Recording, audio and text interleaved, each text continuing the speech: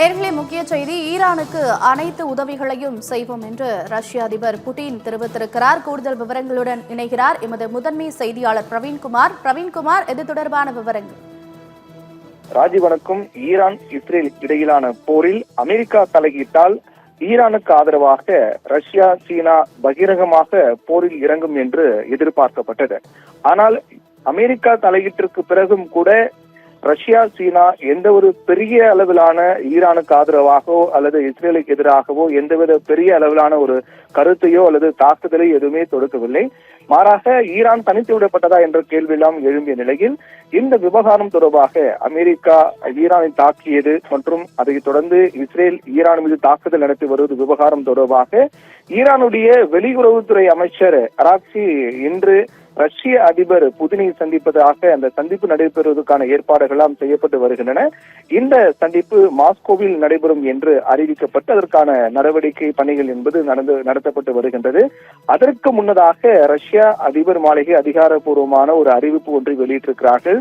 அதில் அமெரிக்காவுடைய இந்த தாக்குதலுக்கு, இஸ்ரேல் ஈரான் மீது நடத்தி வரக்கூடிய தாக்குதலுக்கு அமெரிக்கா உள்ளே நுழைந்ததும் அமெரிக்கா ஈரானை தாக்கியதற்கு கண்டனம் தெரிவிப்பதாக ரஷ்யா தெரிவித்திருக்கிறார்கள்.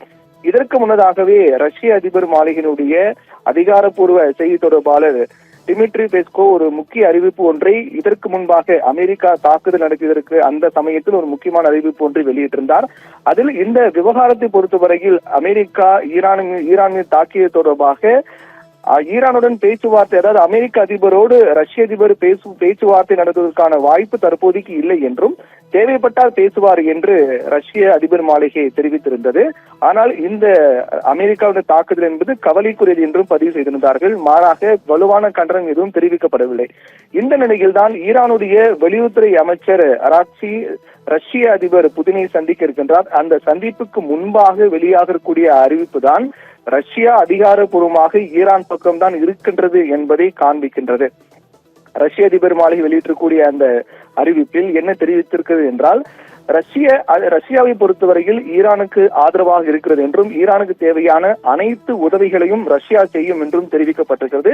மேலும் அமெரிக்காவுடைய தாக்குதலுக்கு கடும் கண்டனம் என்றும் தெரிவித்திருக்கிறார்கள். இந்த பேச்சுவார்த்தை நடைபெறுவதற்கு முன்பாக ரஷ்ய அதிபர் மாளிகை இந்த தகவலை தெரிவித்திருக்கிறார்கள். அப்படி என்றால் இந்த பேச்சுவார்த்தை, இந்த சந்திப்பு என்பது, அதாவது மாஸ்கோவில் நடைபெறக்கூடிய இந்த சந்திப்பு, ஈரானுடைய வெளியுறவுத்துறை அமைச்சர் ரஷ்ய அதிபர் புதினை சந்திக்கிறார். இந்த சந்திப்பின் போது ஈரானுக்கு ஆதரவாக ரஷ்யா பல நடவடிக்கை எடுப்பதற்கான வாய்ப்பு அதிகமாக இருக்கின்றது.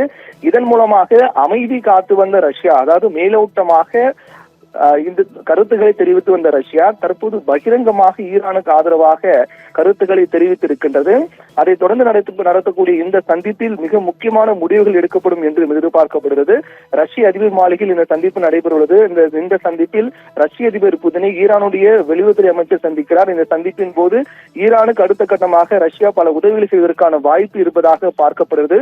ஒருவேளை ரஷ்யா ஈரானுக்கு ஏதேனும் ஆயுதங்கள் வழங்குவது உள்ளிட்ட அமெரிக்காவுக்கு எதிராகவோ அல்லது இஸ்ரேலுக்கு எதிராகவோ தாக்குதல் நடத்துவதற்கான பணிகள் ஈரானோடு சேர்ந்து நடவடிக்கை மேற்கொண்டால் அது அடுத்த கட்டமாக ஒரு மிகப்பெரிய போருக்கான ஒரு வாய்ப்பாக அமையும் என்பதில் எந்தவித மாற்று கருத்தும் இல்லை. அப்போது அமெரிக்கா மீண்டும் பகிரங்கமாக இந்த ஈரானுக்கு எதிராக தாக்குதல் தொடுத்துவார்கள். அப்போது ரஷ்யாவும் பகிரங்கமாக இதில் இறங்குவதற்கான வாய்ப்பு அதிகமாக இருக்கிறது. இப்படியாக அடுத்தடுத்த நகர்வுகள் என்பது உலக அளவில் கவனத்தை ஈர்க்கக்கூடியதாகவும் பரபரப்பு ஏற்படுத்தக்கூடியதாகவும் இருக்கின்றது. ராஜேஸ்வரி.